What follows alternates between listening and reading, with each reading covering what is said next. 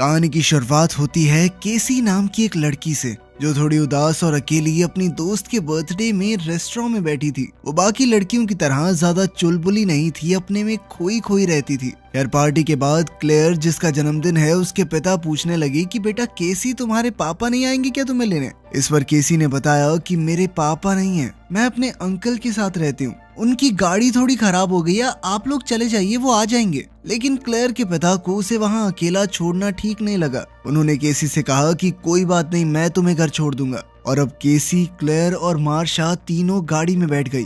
Clear के पिता गाड़ी की डिग्गी में थोड़ा सामान रखने लगे, लेकिन तभी अचानक एक अनजान आदमी उनके पास आया। गाड़ी की डिग्गी बहुत जोर से बंद हुई और कोई अनजान आदमी ड्राइवर सीट पर आकर बैठ गया। केसी ने हैरानी और डर से भरी नजरों से उस आदमी को देखा। ये क्लेयर के पिता तो बिल्कुल नहीं है। क्लेयर ने उस आदमी को रोकते हुए कहा कि भैया आप गलत गाड़ी में बैठ गए हो। लेकिन केसी समझ गई थी कि कुछ तो गलत होने वाला है। उस आदमी ने खुद मास्क पहना और क्लेयर और मार्शा के मुंह पर कुछ स्प्रे कर दिया। पीछे बैठी दोनों लड़कियां बेहोश हो गई। केसी ने बड़ी धीरे धीरे दरवाजा खोलने की कोशिश की, लेकिन तभी उस आदमी ने केसी को भी बेहोश कर दिया। जब केसी को होश आया तो वो एक ऐसे कमरे में थी जहां बहुत कम रोशनी थी। क्लेयर और मार्शा ने डरते हुए जैसे तैसे खुद को संभाल रखा था। चश्मे पहने हुए उनका किडनैपर अंदर आया और उसने मार्शा की तरफ देखते हुए कहा कि मैं तुम्हें चुनता हूँ, और वो तुरंत उसे खींचकर अपने साथ ले जाने लगा। मौका देखकर केसी ने मार्शा के कान में कहा कि सुसु कर देना,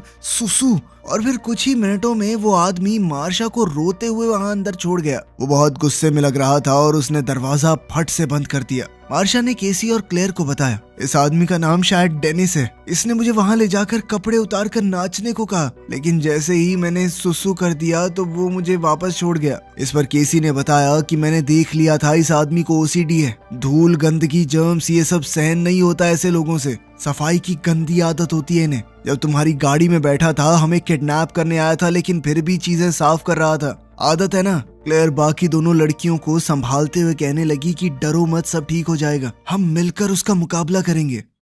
वहाँ टीवी की स्क्रीन पर 3 लड़कियों के गायब होने की खबर चल रही थी। एक बूढ़ी साइकाइट्रिस्ट डॉक्टर कैरन अपने कंप्यूटर पर काम कर रही थी। उसने देखा कि बैरी नाम के एक मरीज ने अपॉइंटमेंट बुक की है। वहीं दूसरी ओर क्लेयर प्लान बना रही थी कि अगर वो किडनैपर आएगा तो हम तीनों मिलकर उस पर हमला कर देंगे। लेकिन केसी ने कहा कि उसने इतने प्यार से उठा लिया था मार्शा को, बहुत ताकतवर है वो हम तीनों से। केसी ने कहा कि मुझे थोड़ा और वक्त चाहिए उसे समझने के लिए, क्योंकि अभी तक वो समझ नहीं पाई कि ये आदमी चाहता क्या है। केसी ने कहा कि मैं पक्का तुम्हारी मदद करूंगी, लेकिन पहले मुझे चीजों को देखने दो। अब डॉक्टर कैरन के क्लिनिक में एक आदमी टोपी और खुला सा कोट पहन कर आया और नॉक करके अंदर आ गया। ये आदमी बैरी है, लेकिन दिखता बिल्कुल डेनिस की तरह है, लेकिन इसकी पर्सनालिटी बहुत ज्यादा अलग है। यह डॉक्टर कैरन पहले से जानती है कि इस आदमी के शरीर में बहुत सारी पर्सनालिटीज हैं। कुल मिलाकर 23 लोग रहते हैं इस आदमी के दिमाग में। कैरन को शक हो रहा था कि ये बैरी नहीं, कोई और पर्सनालिटी है, क्योंकि वो चीजों को सही जगह पर रख रहा था।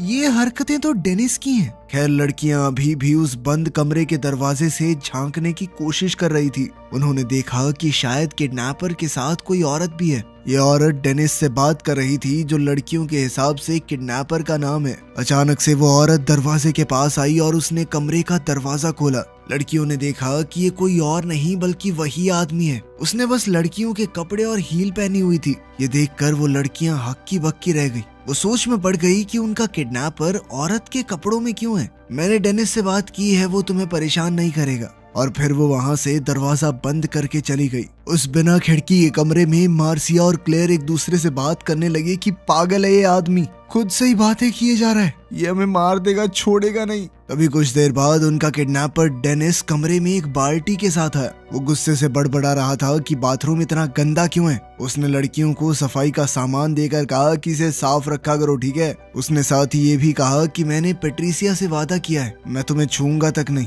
ठीक है। वैसे भी तुम लोगों को खाने के लिए वो आने वाला है। और अब वो लड़कियों को इस परेशानी में छोड़ गया कि आखिर हमें किस चीज का सामना करना पड़ेगा। उसी रात क्लेयर और मार्सिया ने केसी को जगाया और दरवाजे की तरफ इशारा किया। वो किडनैपर अब एक पीली बारिश से बचने की जैकेट पहनकर दरवाजा खोलकर सामने बैठा हुआ था। वो बहुत खुश नजर आ रहा था। इस आदमी के दिमाग में 9 साल के एक बच्चे की भी पर्सनैलिटी है, जिसका नाम है हेडविग। वो बार बार एक ही बात बोल रहा था कि कोई आने वाला है, वो तुम्हें अच्छा नहीं